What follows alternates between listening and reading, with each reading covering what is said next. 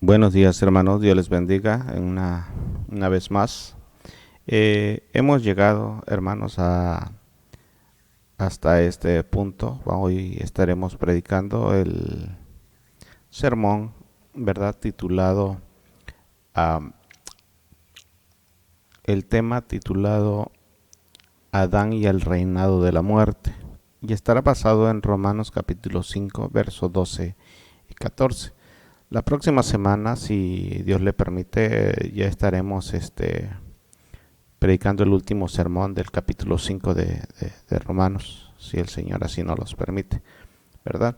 Me gustaría que ahí donde está usted en su casa, ahí donde usted ha dispuesto en su corazón adorar al Señor, ¿verdad? Reunirse para escuchar la palabra de Dios, nos pongamos en sus manos para que Él dirija nuestras vidas, para que Él hable a nuestra mente, en nuestro corazón, y que nuestro corazón pueda comprender este pasaje. Amén. Padre, te damos gracias por tu amor y tu misericordia, por tu fidelidad, por tus bondades a nuestra vida, Señor. Hoy disponemos nuestro corazón, Señor, a escuchar tu palabra. Te pedimos que tu Espíritu Santo, Señor, nos pueda ayudar a entender, Señor, para que podamos ser cristianos sólidos, cristianos, Señor, que alaben y glorifiquen tu nombre, en el nombre de Jesús. Amén, amén. Bien, hermanos, como una vez más seguimos en nuestro estudio, Carta a los Romanos, y el tema de hoy es Adán y el reinado de la muerte. Como bien decía, va a estar basado en Romanos capítulo 5, verso 12 al 14. Y le vamos a dar lectura en el nombre del Padre, del Hijo y del Espíritu Santo. Dice, por tanto como el pecado entró en el mundo por un hombre, y por el pecado la muerte, así la muerte pasó a todos los hombres por cuanto todos pecaron. Pues antes de la ley había pecado en el mundo, pero donde no hay ley, no sin culpa de pecado. No obstante, reinó la muerte desde Adán hasta Moisés, aun en los que no pecaron a la manera de la transgresión de Adán, el cual es figura del que había de venir. Bien, Padre, te damos gracias por tu amor y tu misericordia, por tu fidelidad. Señor, ya hemos orado para poner nuestras vidas en tus manos. Ahora queremos que tú te glorifiques, Señor, a través de esta palabra y que podamos, Señor, recibir, Padre amado, el conocimiento necesario para ser cristianos sólidos. En el nombre de Jesús. Amén. Amén. Muchas personas, hermanos, consideran este pasaje de Romanos 5 del 12 hasta el 21, pero hoy solamente estaremos viendo del 12 al 14. El segundo pasaje más difícil de entender de toda la epístola que Pablo está exponiendo, que envió como carta a los hermanos que estaban en Roma. Con la primera lectura parece complejo, si nosotros leemos así, eh, literalmente como lo hicimos ahorita, ¿verdad? Parece complejo y enigmático, y en cierto sentido lo es, hermano. Como lo veremos más adelante en lo que a comprensión humana se refiere, las verdades de este pasaje están fuera del alcance de la mentalidad o del raciocinio humano. Pero por otro lado, las verdades mismas son prodigiosamente sencillas y claras en cuanto al Espíritu Santo está guiando a la persona y ésta lo acepta con fe, humildad y como lo que es, como la palabra de Dios. Ah, aceptar las cosas espirituales es como aceptar y vivir de acuerdo con la ley de gravedad, sin tener que entenderla. De esa misma manera es posible para los creyentes aceptar y vivir conforme a la verdad de Dios sin entenderla por completo. Es decir, nosotros como seres humanos, hermanos, no sabemos que existe la ley de gravedad porque los cuerpos con masa pueden caer al suelo y no entendemos cómo es que eso sucede, ¿verdad? Eh, sabemos que una persona descubrió la fuerza de gravedad, lo sabemos, pero no entendemos cómo es que sucede eso. Bueno, de la misma manera nosotros tenemos que vivir como cristianos, aceptando muchos de los misterios que Dios escribe en su palabra o que se encarga de que estuvieran plasmados en su palabra. No los alcanzamos a comprender, mas sin embargo tenemos que creerlos y como creyentes, como cristianos, como hijos de Dios, y aunque no los logremos entender, ¿verdad? De la misma manera como sucede en lo secular. Bueno, en los versículos 12 al 14, Pablo sienta las bases para el resto del capítulo, apuntando a la verdad de que la muerte es eminente para la raza humana. En estos 3 versículos, Pablo se enfoca en Adán y el reino de la muerte, el cual Adán entregó voluntariamente cuando pecó. En el resto del capítulo del 15 al 21. El apóstol se concentra en Cristo y en el reinado de la vida, ¿verdad? Como el apóstol aclara más adelante en la carta, la destrucción ocasionada por el pecado a toda la creación, de acuerdo a lo que dice Romanos 8, 19 al 22, pero su enfoque actual está en la destrucción universal de la vida humana que el pecado trajo sobre el mundo, la muerte de aquellos a quienes Dios creó en su propia imagen y semejanza, es decir, a toda la raza humana. Ninguna verdad es más evidente por sí misma que la inevitable muerte. Basta con ir de visita a un cementerio, hermano, y ver la cantidad de tumbas, sin importar sus riquezas, edad, color de piel o de ojos, la raza, la posición social o los logros que haya tenido durante la vida. Todos estamos sujetos a la muerte.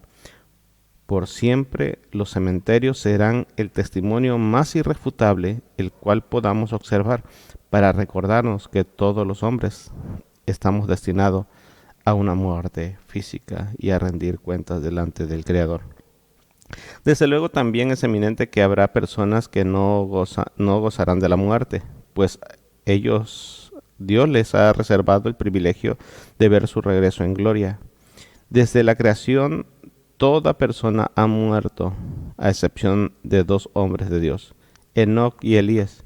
Y si no fuera por el carpazo del arrebatamiento, ¿verdad? Es así la palabra que nosotros vemos ahí en 2 de Tesalonicenses, ¿verdad? En 1 de Tesalonicenses capítulo 4, del verso 13 al 17, la palabra menciona como que habrá un rapto, ¿verdad? Un arrebatamiento. A eso la palabra traducible de ese es carpazo, tomado de momento, tomado por la fuerza, ¿verdad? Entonces, si no fuera por ese carpazo, ¿verdad? Que es el arrebatamiento, cuando Cristo venga por su iglesia, todos los hombres seguirían muriendo, sin excepción. Solamente esas personas, esos 2 hombres de Dios y aquellos que Dios haya destinado para ver su regreso serán los que no gozarán de la muerte. De ahí en adelante, todos, hermanos, todos seguiremos muriendo o quedaremos según Dios lo haya dispuesto. La dolorosa realidad de la muerte toca a la humanidad sin interrupción y sin excepción. En vista de la universalidad de la muerte, la mente humana es asediada por muchas preguntas. Le mencionaré algunas nada más. Primero, ¿por qué impera la muerte en el mundo?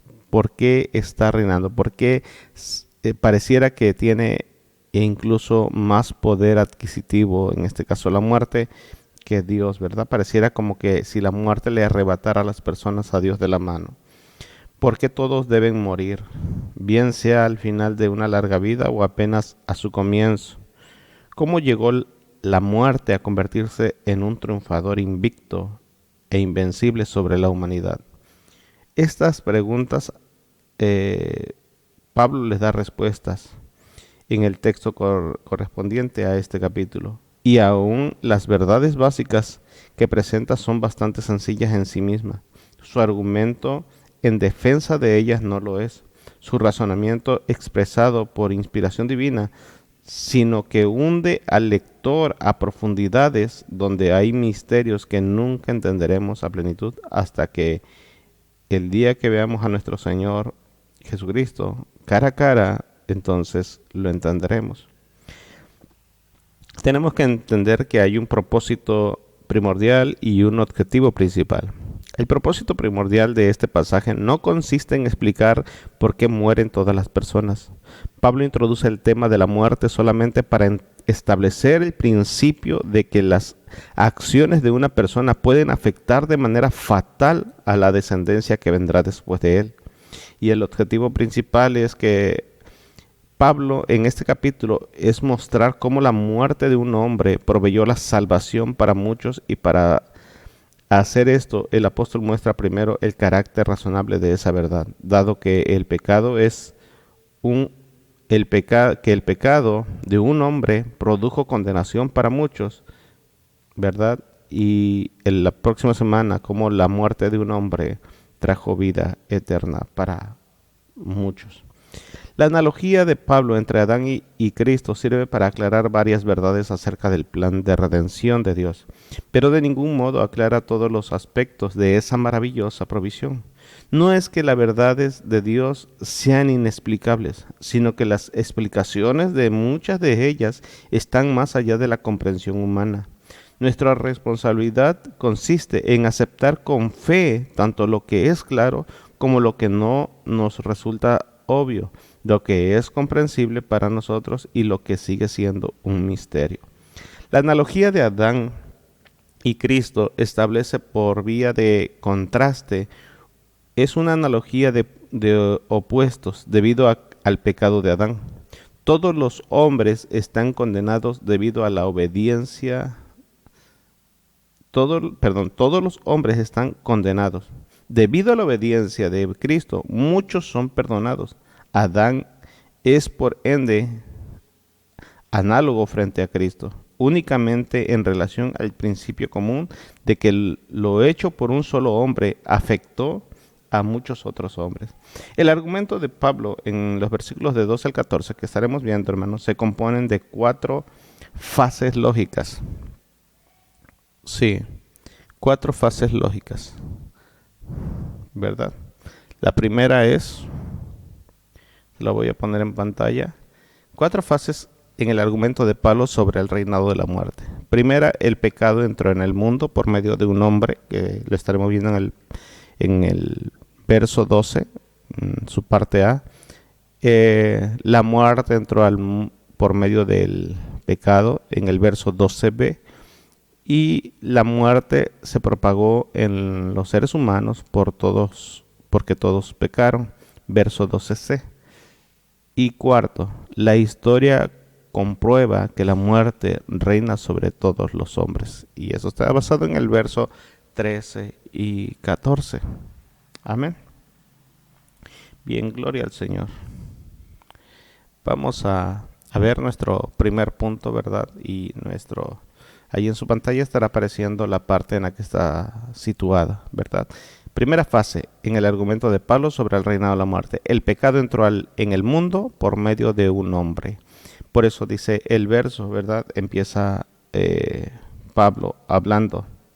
Dice, por tanto, como el pecado entró en el mundo por un hombre. Esa será nuestra base.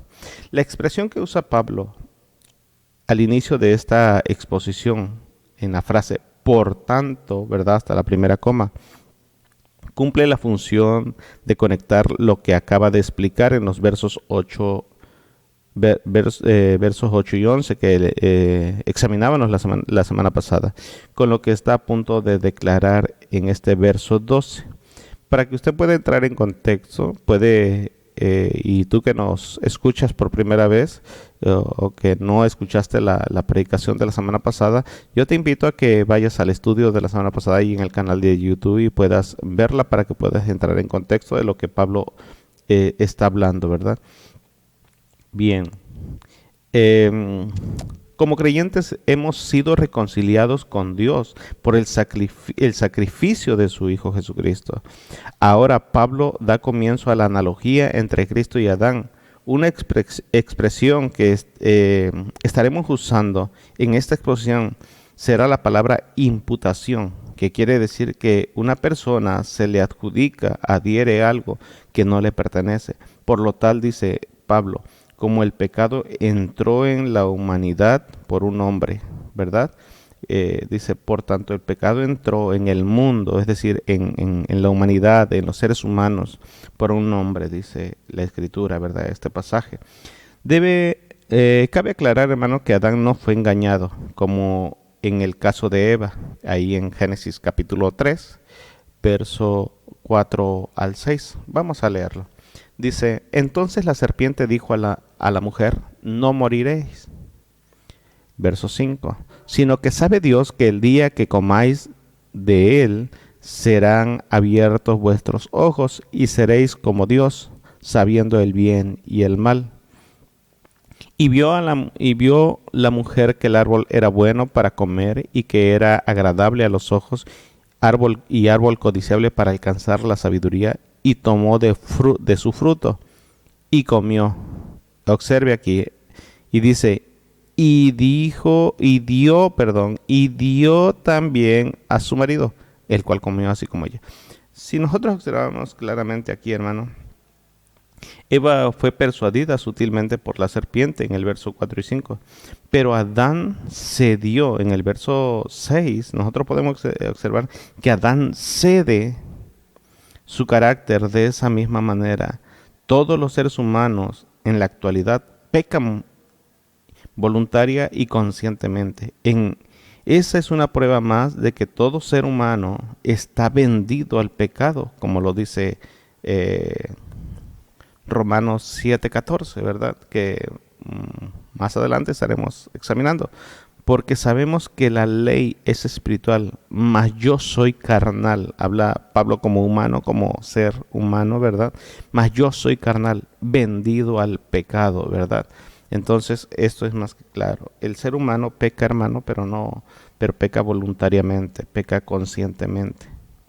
El cual, este pecado, hermano, está imputado en nuestra naturaleza a través de la genética humana. Nadie asiste a una escuela para aprender a mentir, chismear, defraudar, matar, robar o emborracharse. El ser humano lo hace naturalmente porque el pecado entró en el mundo por un hombre, como bien lo mencionábamos al inicio, ¿verdad? De nuestra exposición. Es importante notar que Pablo no está diciendo que el pecado se originó con Adán, sino solamente que el pecado entró en el mundo, es decir, en el campo de la experiencia humana empezó con Adán, pero el pecado tuvo su origen con Satanás. Observe 1 Juan 3:8. Vamos a verlo ahí. Dice, el que practica el pecado es del diablo, porque el diablo peca desde el principio. Si lo observamos, el que practica el pecado es del diablo, porque el diablo peca desde el principio. Para esto apareció el Hijo del Hombre, para que deshacer las obras del diablo. Pero dice aquí que porque el diablo peca desde el principio. Bien, Juan no especifica cuándo tuvo lugar ese principio, pero es obvio que ocurrió antes de la creación de Adán y Eva, porque ellos fueron tentados por Satanás. Después de haber puesto a Adán en el huerto del Edén, en Génesis 2, del 15 al 17, Adán poseía una extensa, ¿verdad? Una extensa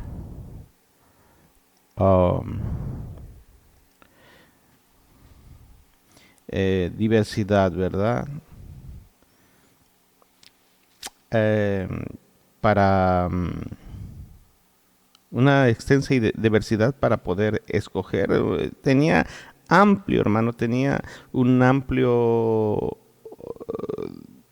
criterio para poder hacer y deshacer. Dios le había dado todo, hermano. Él podía escoger lo que él quisiera de ese huerto en el que Dios lo había puesto, pero solamente Dios le había establecido una sencilla prohibición de parte de Dios. Algo que él tenía que evitar, pero fue vulnerable, no quiso quedar mal con los demás, en este caso con su esposa, y desobedeció. Las consecuencias acarreadas por esa desobediencia fueron severas, hermano. Después de que Eva fue creada de Adán y unida a él en el huerto como su esposa y ayuda idónea, Satanás la tentó para que dudara y desobedeciera al mandato de Dios. Ella a su vez indujo a su esposo a desobedecer y los dos pecaron por igual. Existen dos razones por lo cual Dios responsabiliza a Adán. La primera es porque fue a él a quien Dios le había dado el mandamiento directamente, de primera mano. Segundo, porque él era a quien Dios había instituido como líder, la cabeza en su relación con Eva, y y debió haber insistido en su obediencia mutua a Dios en lugar de permitir que ella le condujera a la desobediencia. Hoy en día muchos hombres terminan cediendo a adquirir o a comprar algo por el simple hecho de no pelear, de no estar en contienda. Y ese es un error grande, porque tarde que temprano nosotros como varones estaremos delante de Dios y tendremos que dar cuenta. Y no podremos excusarnos en decir, es que mi esposa me dijo, es que mi mujer me dijo. No, debemos de mantener el carácter y la postura del diseño original de cómo Dios lo estableció. Ese mandato único era el único punto concreto de sumisión a Dios que le fue requerido a Adán. A excepción de esa simple restricción, a Adán le fue dada la autoridad para juzgar y regir sobre toda la tierra. Eso lo podemos ver en Génesis capítulo 1, 26 al 30. Pero cuando Adán desobedeció a Dios, el pecado entró en su vida y generó un cambio sustancial en su naturaleza, la cual pasó de inocencia a pecaminosidad. Una pecaminosidad natural que habría de transmitirse a todos y cada uno de sus descendientes. El argumento de Pablo empieza con la afirmación de que por medio de Adán el pecado entró en el mundo. Él no está hablando de pecados en plural, es decir, no está diciendo él adulteró, él emborrachó, él fornicó, él no está diciendo de pecados en general, no está hablando de cometer los pecados, sino el pecado que daba origen a todo el resto de pecados, ¿verdad? Eh, el ser humano, hermano, sobre lo que Dios le agrada, siempre haz de cuenta que lo que a Dios le agrada está como plataforma, pero el ser humano ha tratado de ponerse por encima de lo que a Dios le agrada, tratando de hacer lo que Él quiere hacer, su propia voluntad. Y eso fue lo que transmitió su descendencia hasta el día de hoy. ¿Qué quiere decir? Como Adán en el huerto del Edén puso su voluntad, desobedeciendo a Dios, sobre la voluntad de Dios. Eso, hermano, ha sido transmitido de generación en generación, de generación en generación, hasta llegar a nuestros días. Hoy eso es sorprendente como muchas personas, incluso cristianos, Dios les marca el parámetro de lo que deben de hacer y cómo se deben de comportar, pero ellos quieren hacer las cosas a su manera, quieren ponerlo, sus decisiones, sus deseos, sus atributos, todo su pensamiento humano lo quieren poner sobre la voluntad de Dios. No permitir que Dios lo ponga sobre ellos. Dios hizo a los hombres como una raza procreadora y por medio de la procreación transmiten a sus hijos y a los hijos de sus hijos su propia naturaleza física, psicológica y espiritual. Es decir, tanto lo bueno se transmite como también lo malo, como en el caso que vemos cómo nos fue imputada la culpabilidad de Adán en él. Lo veremos a continuación. Adán representa a toda la raza humana que descendió de él, sin importar toda la cantidad de grupos en que ésta se haya dividido. Por lo tanto, cuando Adán pecó, Toda la humanidad pecó con él ahí. Y puesto que su primer pecado transformó la naturaleza interna, esa naturaleza ya pervertida también fue transmitida a su descendencia. Debido a que él quedó contaminado espiritualmente, todos sus descendientes quedarían contaminados de igual manera. De hecho, esa contaminación se ha venido acumulando y acentuando a lo largo de todas las épocas de la historia humana. En lugar de evolucionar, como insisten algunos humanistas, el hombre ha manifestado un movimiento retrógrada, es el cual se degenera con una pecaminosidad cada vez mayor. Mire, ¿cómo se lo explico esto? Muchos humanistas dicen que el ser humano ha ido creciendo, creciendo y creciendo y creciendo, y ellos aluden de que ha ido evolucionando, que ha ido mejorando.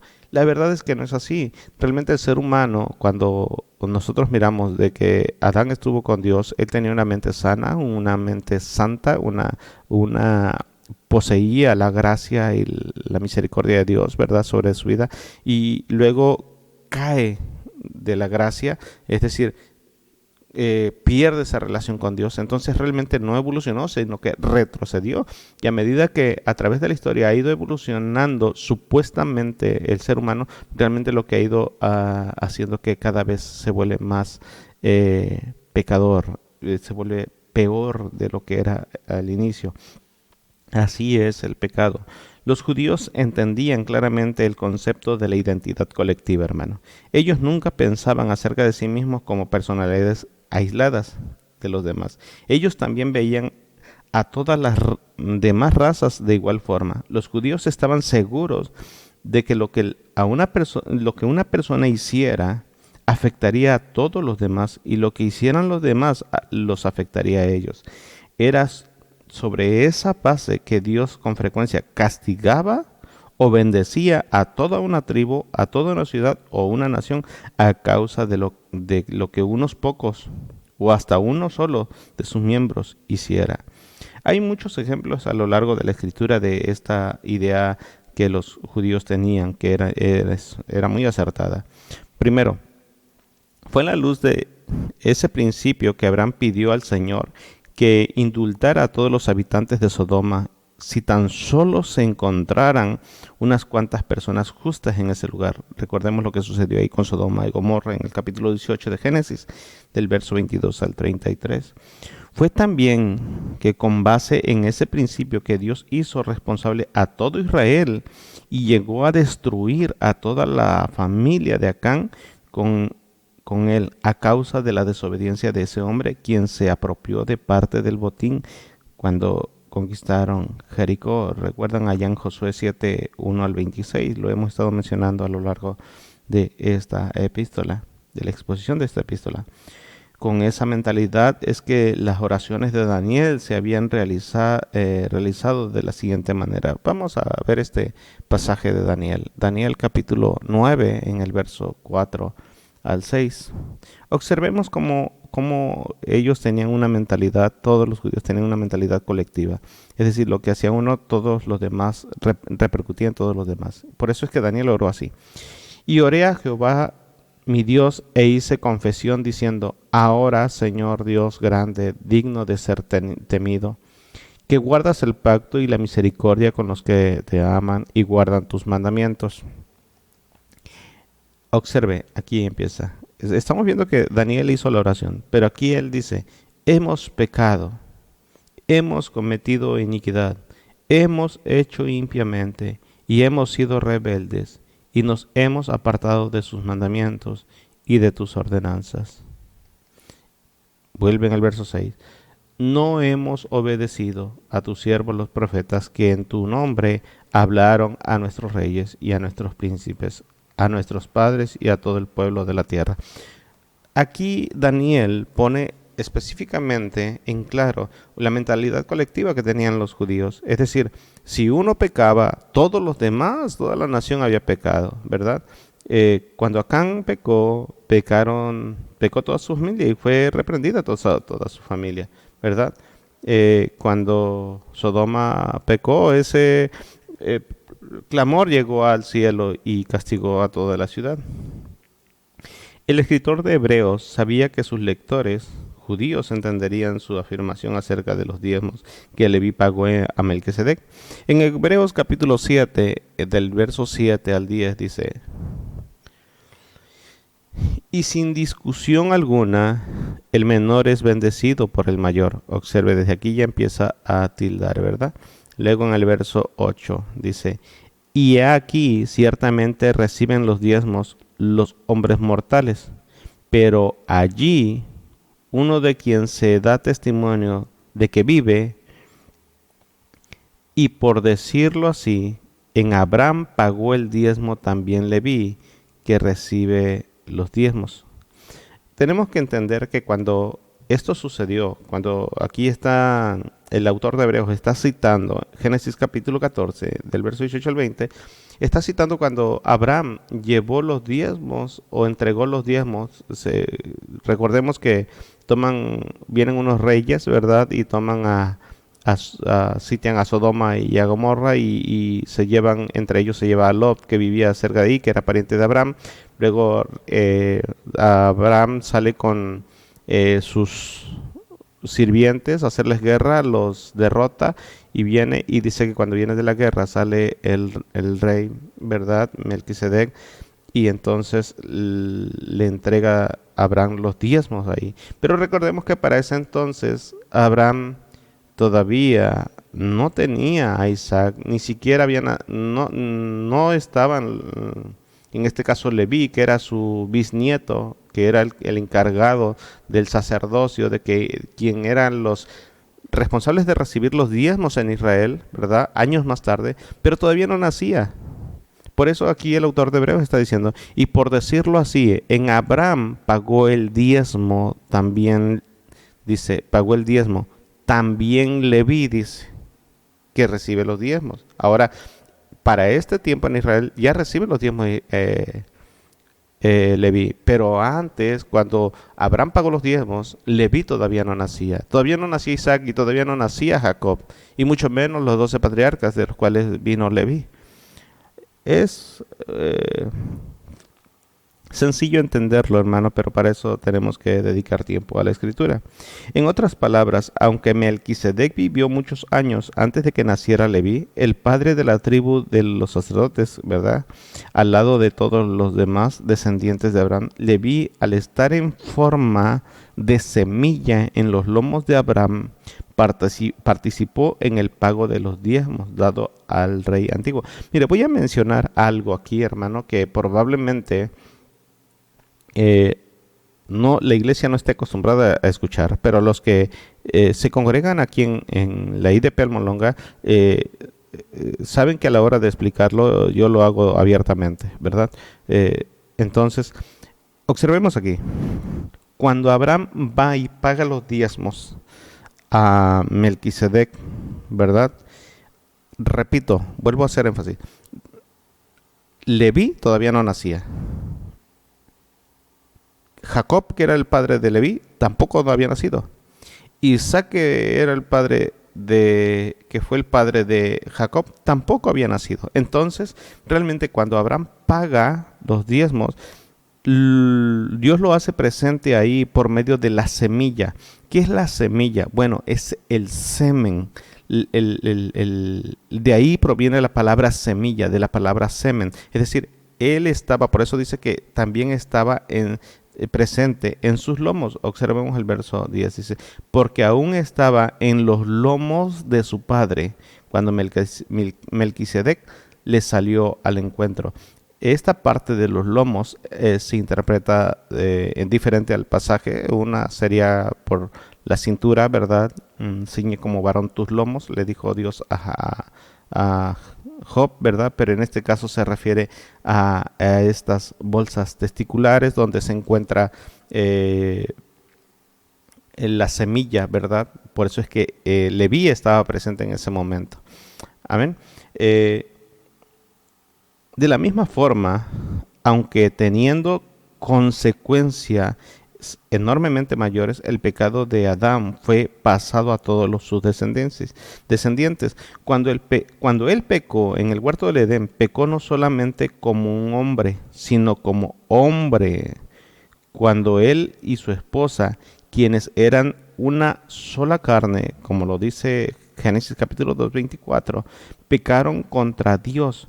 Todos sus descendientes, esto es la raza humana entera, que se encontraba en forma de incipiente o de semilla en sus lomos, estaba participando de ese pecado y de la alineación de Dios y sujeción a la muerte que trajo como consecuencia.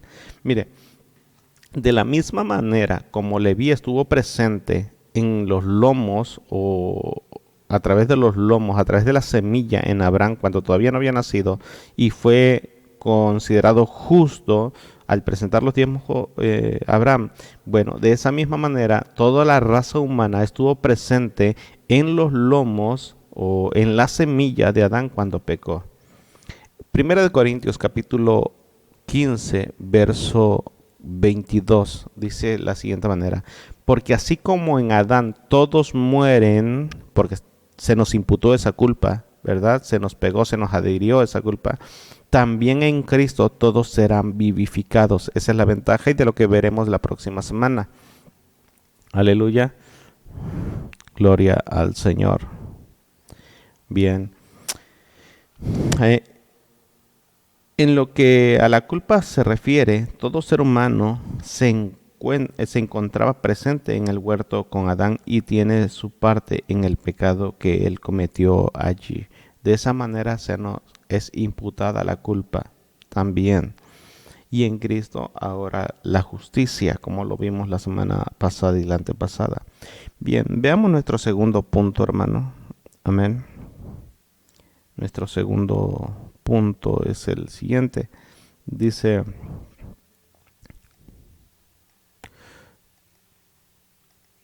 bien, el segundo punto dice, es la segunda fase en el argumento de Pablo sobre el reinado de la muerte. ¿Cuál es? La muerte entró al mundo por medio del pecado.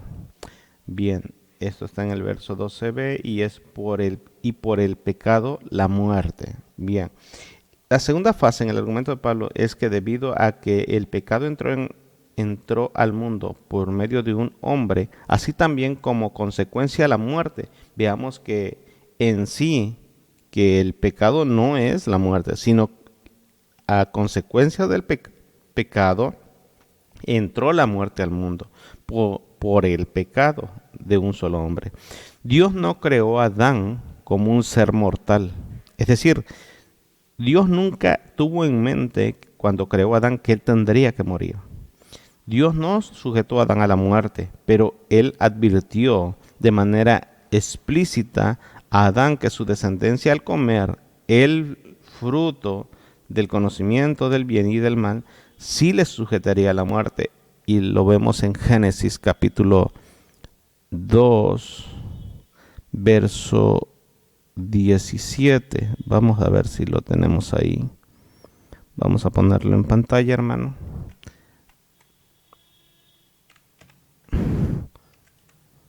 Mire, nada más, aquí lo tenemos. Dice, mas del árbol de la ciencia del bien y del mal no comerás, porque el día que de él comieres, ciertamente morirás. Esto es un poquito contrario a la mentira que Satanás le dijo a Eva ahí en el capítulo 3, verso 4, ¿verdad? Que mirábamos hace un momento, cuando le dijo, serás como Dios. Ese fue ciertamente el destino que Adán tuvo que afrontar y por su propia desobediencia. Recordemos que él no fue engañado.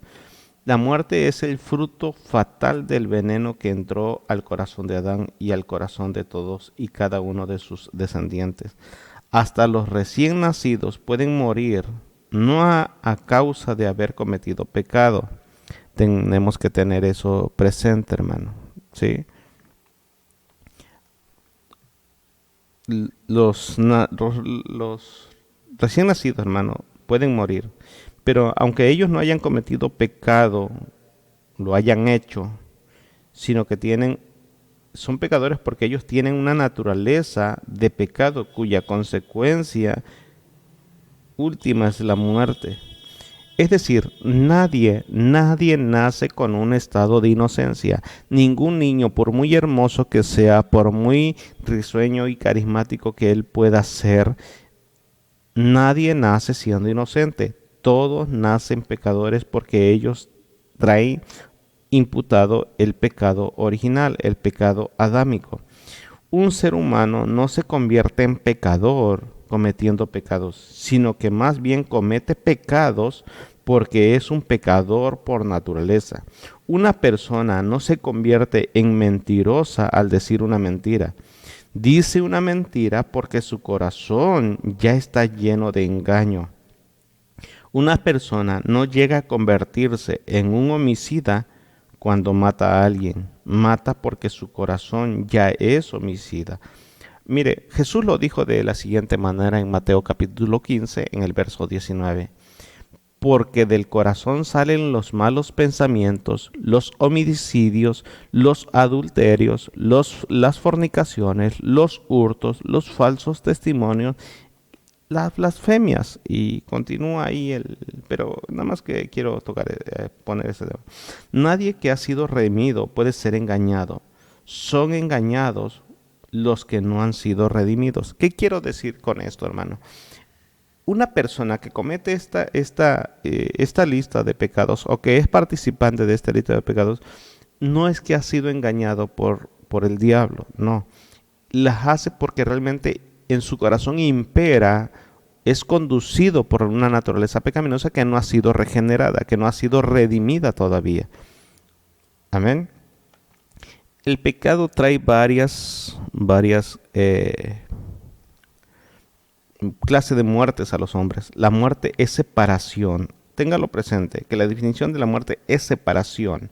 Bueno, la primera muerte de Adán fue su separación espiritual de Dios, la cual Adán experimentó inmediatamente después de su desobediencia. Pablo se lo recordó a los creyentes que estaban en Éfeso, allá en el capítulo 1, el capítulo 2, en el verso 1 y 2, dice: y Él os dio vida a vosotros cuando estabais muertos en vuestros delitos y pecados. Esa es una muerte espiritual. Verso 2, en los cuales anduvisteis en otro tiempo, siguiendo las corrientes de este mundo, conforme el príncipe de las potestades del aire, el espíritu que ahora opera en los hijos de desobediencia. Observe que este no es un cristiano, puede ser que una persona esté asistiendo a una iglesia, pero si impera en esto, si practica estas cosas, pues simplemente es un hijo de desobediencia, aunque esté asistiendo a una iglesia. ¿Sí? Aclaró que los no salvos también tienen cierta participación, dice capítulo 4, verso 18 de Efesios. Teniendo el entendimiento entenebrecido, ajenos a la vida de Dios por la ignorancia que en ellos hay, por la dureza de su corazón. Estas son personas que no son salvos. Ahora, en Romanos 6, verso 11, dice: así también vosotros consideraos muertos al pecado, pero vivos para Dios en Cristo Jesús, Señor nuestro. El que fue salvado, hermano, la persona que fue salvada por Cristo, que fue redimida, que fue transformada, que fue regenerada, está muerto para el pecado que existe en este mundo. Es decir, ya no tiene deseos de participar de él. Si hay una persona que tenga deseos de participar en el pecado o los deleites de este mundo, simplemente no es de Cristo. De esta misma manera, hermano, los no salvos están vivos en este mundo, pero están muertos para Dios. Este mismo pasaje sirve a la inversa para aquellos que no son salvos, aquellos que no han sido regenerados, ¿verdad? La segunda muerte de Adán es obvia. La clase de muerte que el pecado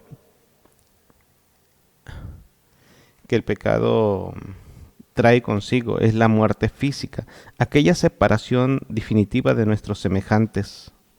Aunque Adán no perdió de inmediato su vida física, quedó sujeto a la muerte física desde el mismo momento en que pecó.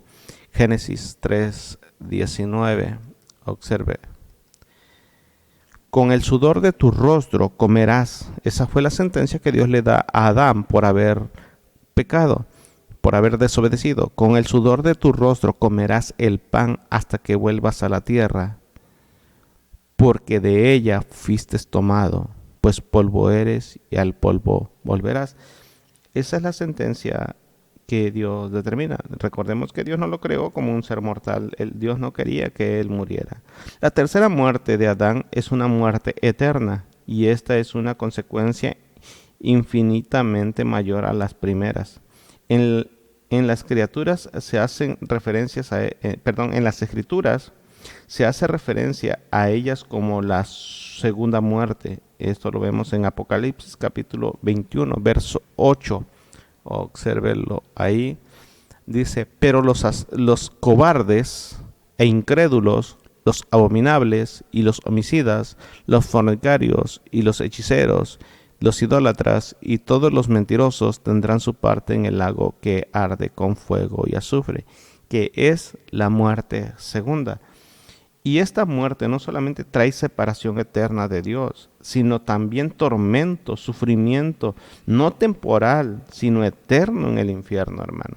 Es por toda la eternidad, un sufrimiento que nunca se acaba. El incrédulo tiene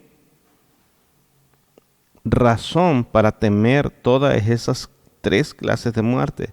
La muerte espiritual impide su felicidad terrenal. La muerte espiritual no es una persona que está muerta espiritualmente, hermano, no se llena, nunca se sacia, nunca es suficiente, siempre quiere más, siempre desea más, nunca está satisfecho, es malhumoriento, esa persona carece de propósito, hermano.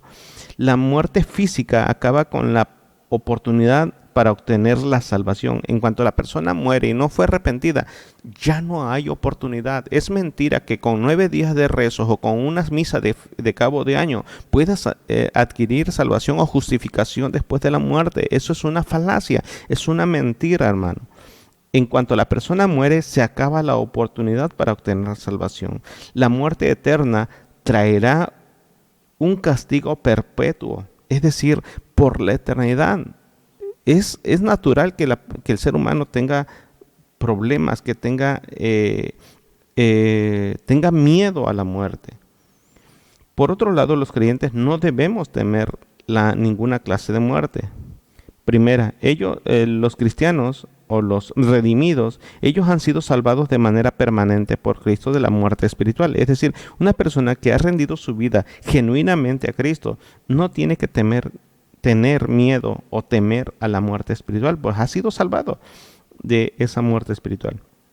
Los cristianos han sido librados de la condenación eterna, es decir, ya no gozarán del castigo perpetuo. Y los cristianos tampoco deben de tener miedo a su muerte física, porque la muerte no reina sobre ellos, pues Dios los resucitará o serán llevados vivos en el arrebatamiento. Les dará entrada a su presencia divina, pero los creyentes, a los creyentes Cristo ha quitado por completo el temor a la muerte. Mire, Hebreos capítulo 2, versos 14 y 15 dice: así que por cuanto los hijos participaron de la carne y sangre, él también participó de lo mismo, para destruir por medio de la muerte al que tenía el imperio de la muerte, esto es, el diablo. Observe, y librar a todos los que por el temor de la muerte estaban durante toda la vida sujetos a servidumbre. Ya nos liberó, ya no somos nosotros partícipes de ello, ya no podemos tener temor a la muerte, hermano. Bien, ahora vamos a nuestro tercer punto. El tercer punto, la tercera fase en el argumento de Pablo sobre el reinado de la muerte. Y este es: la muerte se propagó a los seres humanos porque todos pecaron. Y está basado en el verso 12c. Así la muerte pasó a todos los hombres por cuanto todos pecaron. Ajá. La tercera fase del argumento de Pablo es que la muerte fue transmitida a todos los hombres, sin excepción alguna. Ningún ser humano puede escapar jamás de la muerte. Enoc y Elías son la excepción única por la voluntad de Dios y con un propósito específico. Hasta Jesús murió no a causa de su propio pecado, sino por el pecado del mundo entero, que Él tomó sobre sí mismo de forma sustitutiva. Y cuando Él tomó el pecado sobre sí, también recibió el castigo pleno debido al pecado. Dice aquí, pecaron, ¿verdad? Aquí, así que la muerte pasó a todos los hombres por cuanto todos pecaron. Entonces, en la traducción de esta parte, este verso es la traducción de un tiempo verbal en griego llamado aoristos,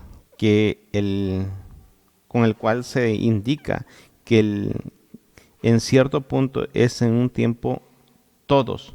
Los hombres pecaron, es lo que quiere decir aoristos. Por supuesto, se trató del momento en que Adán pecó por primera vez. Su pecado se convirtió en el pecado de la humanidad, porque todos los hombres se encontraban presentes en su semilla. Los hombres han aprendido a identificar ciertas características físicas y mentales en los genes humanos, pero nunca hemos descubierto una manera de identificar la depravación humana que ha sido transmitida de generación a lo largo de la historia humana. Lo único que sabemos acerca de ese legado es únicamente a través de la revelación contenida en la palabra de Dios. Pablo está tratando que su explicación permita que los hermanos en Roma puedan entender todas las cosas. Y ni siquiera él, hermano, como apóstol, mismo que fue enviado a esa parte, puede afirmar que hayan comprendido plenamente el significado de lo que el Señor le reveló a él y a través de él. Él declaró simplemente que el pecado de Adán fue transmitido a todos los que constituyen su descendencia, porque esa verdad le fue revelada por Dios mismo. La depravación natural humana no es resultado sino la causa de los actos pecaminosos del hombre. A un infante no se le tiene que enseñar a desobedecer, ser egoísta o manipulador. Él nace con esas tendencias. Un niño pequeño no hay que enseñarle a mentir o a robar. Esas son cosas naturales para su naturaleza caída, y él las expresará en el curso de su vida, unos a temprana edad y otros más tarde, a menos que se le impida hacerlo. Vamos a ver algunas expresiones que usó David y algunos otros, ¿verdad? Uno de ellos fue David en el Salmo 51, en el verso 5. He aquí, en maldad he sido formado y en pecado me concibió mi madre. Hay tres hipótesis sobre este pasaje, pero tomaremos la universal, que es que fuimos concebidos en pecado, ¿verdad? Fuimos concebidos con la naturaleza caída, ¿verdad? Aleluya. Ahora, esto no fue exclusivamente de David. Él testificó más adelante lo que sucedía con el resto de la humanidad. Observe, dice,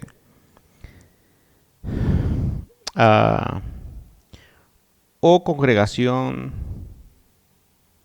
¿pronunciáis en verdad justicia? Hace la pregunta y luego hace otra pregunta más. Dice, ¿juzgáis rectamente, hijos de los hombres?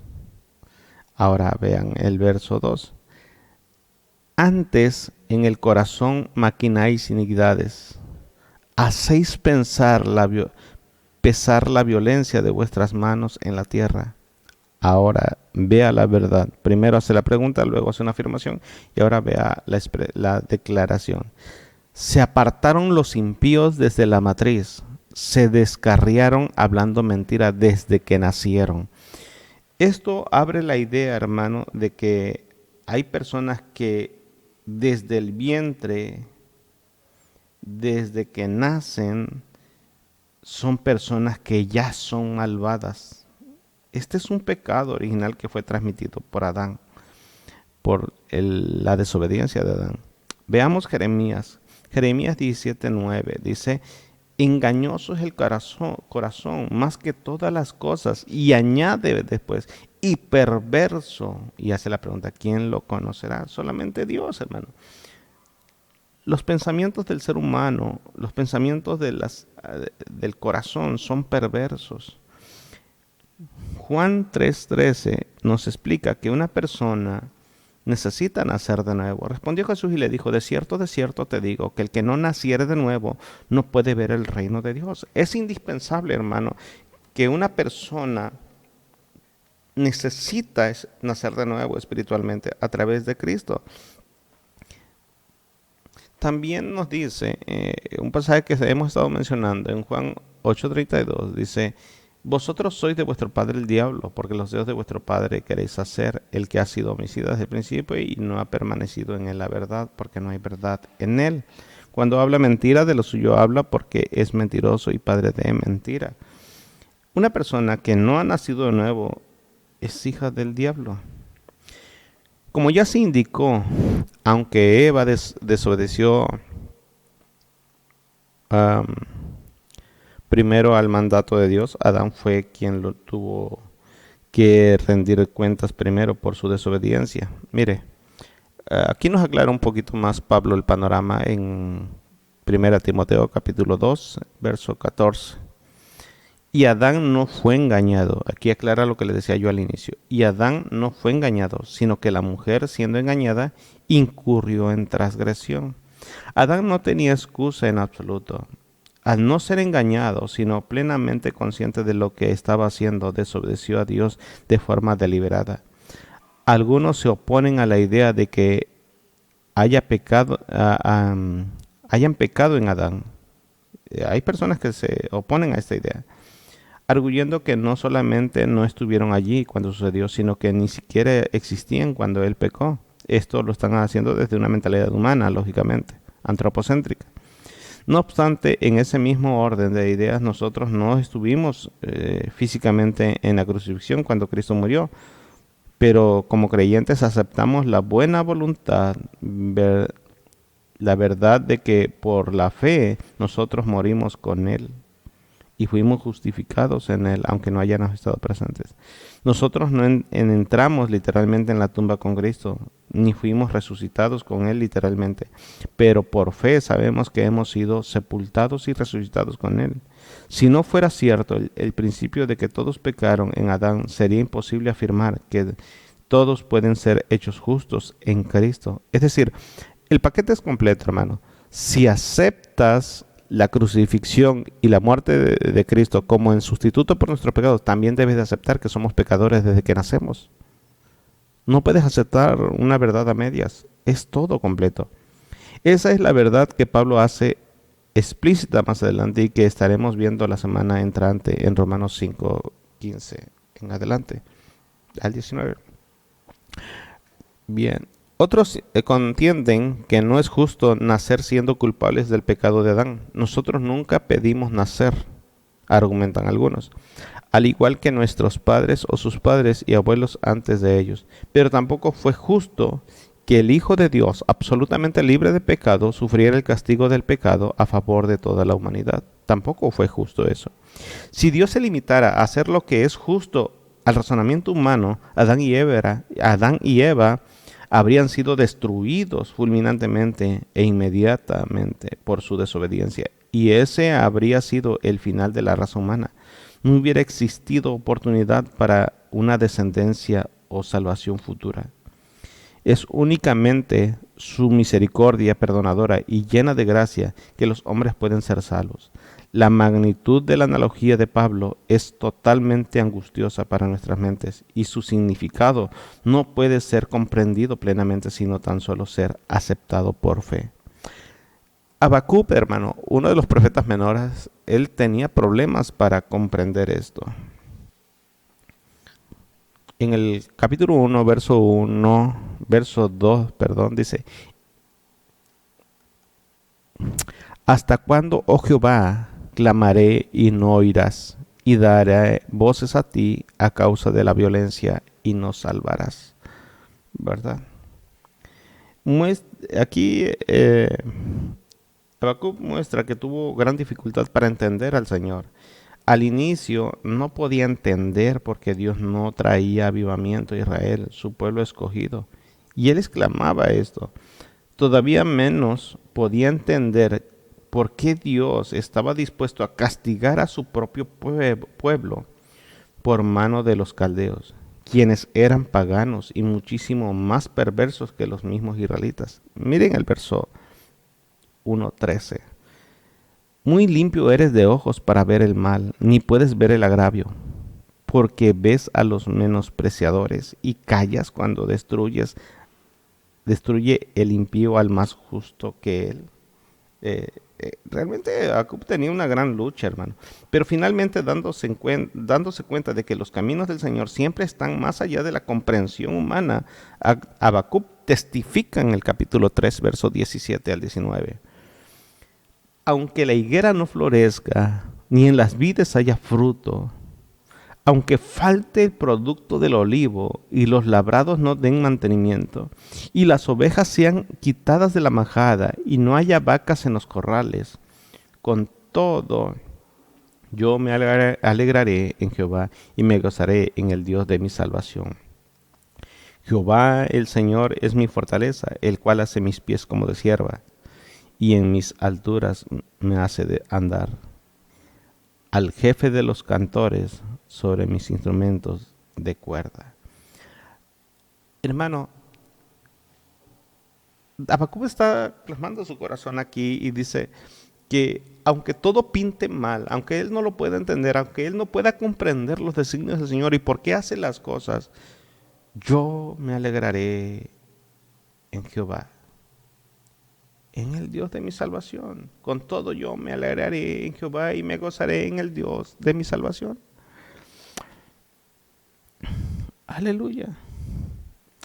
La cuarta fase en el argumento de Pablo sobre el reinado de la muerte es: la historia comprueba que la muerte reina sobre todos los hombres. Versos 3 y 14. La última fase del argumento de Pablo es que la historia verifica que la muerte es una realidad inevitable. El apóstol señala que pues antes, observe cómo voy a parafrasear este pasaje, el apóstol señala que pues antes de que Dios diera la ley en el monte Sinaí, el pecado ya estaba presente en el mundo. Sin embargo, el fracaso del hombre en cumplir los estándares de la ley no se inculpa ni se tiene en cuenta contra los hombres porque ellos vivieron durante el periodo en el cual no había ley. ¿Sí? Verso 14. Vamos a verlo ahí. No obstante, puesto que reinó la muerte desde Adán hasta Moisés, esta muerte a la que hace mención Pablo es la muerte universal, que incluía la muerte espiritual, física y eterna. Aún en los que no pecaron a la manera de la transgresión de Adán, es decir, que aunque no hayan cometido el pecado de la misma manera que Adán, a pesar de que no había ley, seguían bajo condenación de la misma forma.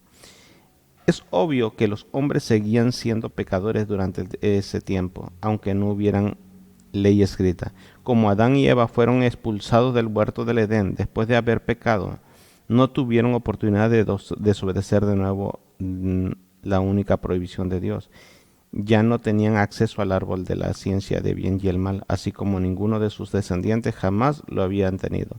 En consecuencia, ha sido imposible que cualquier ser humano, bien sea antes o después de Moisés, haya pecado a la manera de la transgresión de Adán, es decir, de la misma forma. Él está en esta última parte. Pablo termina el versículo 14 diciendo, o haciendo un contraste entre Adán y Jesucristo, diciendo que todo lo que había sucedido, el cual es figura de aquel que había de venir, refiriéndose a Jesucristo. Todo lo que sucedió, hermano, es para enseñarnos a nosotros a Jesucristo o guiarnos a Jesucristo. De la misma manera, hermano, en que un ateo acepta las teorías de la evolución por fe, sin poseer las evidencias correspondientes para dichas suposiciones, el cristiano en fe deberá creer lo que todavía no alcanza a comprender de los misterios de Dios. Sin embargo, deberá prestar atención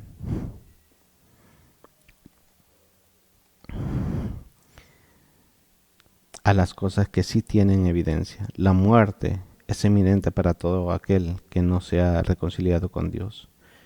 Pero para el redimido, la muerte es nuestro boleto a la eterna presencia de Dios. Quiero pedirte que inclines tu rostro ahí donde estás. Cierras tus ojos un momento y le digamos a Dios: Señor, sé que soy un pecador. Y no por cometer pecado, sino porque en mí existe una naturaleza pecaminosa que me aleja de ti. Yo soy pecado,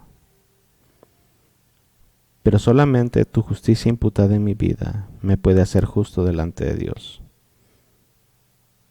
Hay una línea tan delgada, Señor, en nuestras vidas y en nuestros corazones, Padre amado, que no nos permite ver con claridad nuestros errores. Ayúdanos, Dios, a examinarnos cada día y ver si nuestro arrepentimiento ha sido genuino. Y si lo ha sido, Señor, ayúdanos a mantenernos firmes en los frutos que corresponden a hijos de Dios, a hijos de piedad, a hijos de benevolencia, alejando de nosotros el pecado original, que es la autosuficiencia, siguiendo nuestros propios planes y no los de Dios. A ti sea la gloria, la honra y el poder. Rendimos nuestras vidas a tu servicio. En el nombre de Jesús. Amén. Amén.